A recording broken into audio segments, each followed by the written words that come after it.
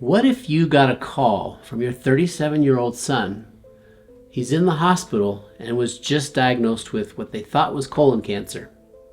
You then go on to learn it's not colon cancer, it's goblet cell adenocarcinoma of the appendix, and a rather unfriendly one, if you will, aggressive.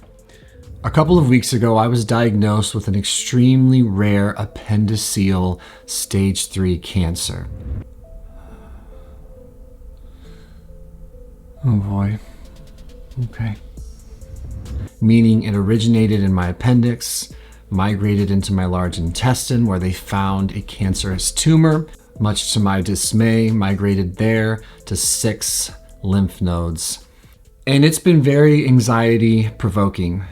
So my son does have a GoFundMe, and if it's in your heart to help and support that process, it'll be in the description. It'll be the first link in the description. I don't want anyone to feel obligated in any way that you've got to donate, but if it's in your heart to do so, it will be so appreciated because, frankly, what we're up against is one of those cancers that if we aren't doing all these other things, I'm not sure we would be successful. So we're throwing the book at it as we're able to finance it. So appreciate you.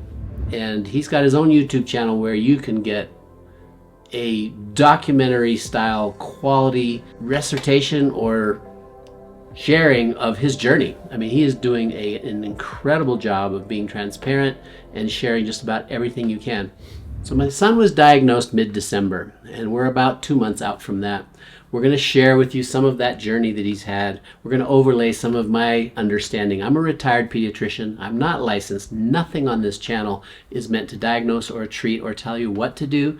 Think of it as informational. This is a resource for you so that you have information that maybe you wouldn't get through the normal channels that you typically seek when you have something like cancer. Add to that the fact that I've been watching my own PSA. That's a prostatic specific antigen that men my age should be tracking at the very least to be aware of colon cancer risk. And mine has gotten a lot higher than my dad's ever was when he was diagnosed with colon cancer. I'm not diagnosed yet, but it's something I'm also watching. So cancer is something I thought we should really delve into here. And cancer is really one of those things that's a diagnosis nobody wants to have because it always feels like your options are limited and that they're not always good.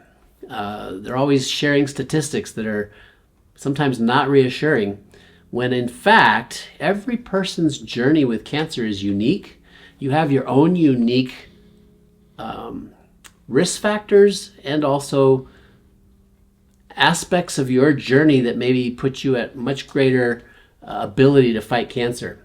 The other thing that we're really excited to share with you are the immense number of alternative approaches that you can feather in with mainstream.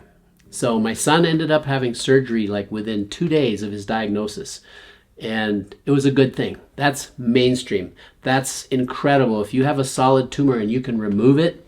I have a friend who had a colon cancer removed, and that was all it took. He's got almost 5 years now in complete remission. But oftentimes you might need radiation, you might need chemo, you might need surgery. Those are the mainstream tools. What we're going to share with you on this channel are a host of other tools available to most anyone. You want to make those cancer cells as vulnerable to apoptosis, which is just where the cells die, and you put them under such stress that when you combine that with chemo, and there are different ways of doing chemo, which we're going to share with you, you knock them out. And that's the goal. If surgery didn't remove every last cell, and we know in his case it did not, then the goal is to get rid of those cancer cells to the best of our ability down to a negligible count. And then it's a matter of finding out what are your cancer tumor markers. And there are a lot of different markers depending on your cancer that you can follow over time. And if they're going down, you're on the right track. So this is another piece of the puzzle that we'll be sharing with you. And in my case, PSA is my main marker. And I'll share that journey with you also. If you happen to be suffering, or you have a loved one who's suffering from cancer, or you're worried about it, or you just got a diagnosis, real quick here, we're going to give you a lot of tools so that hopefully you will overcome whatever kind of cancer you're facing. Thanks for your attention. Thanks for watching. I'm Dr. Paul.